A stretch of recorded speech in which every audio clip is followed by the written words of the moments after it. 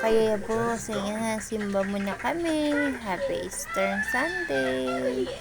Yan, ang tataba na namin. Namumutok-mutok na kami.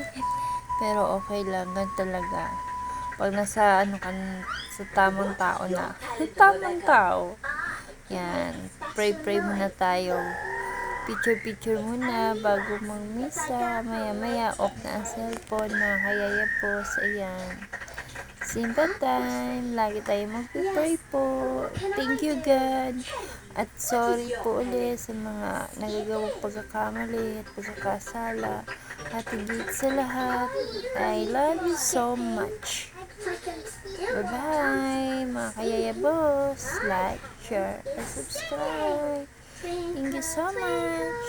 Always pray po tayo at lagi tayo mag-iingat sa anumang oras.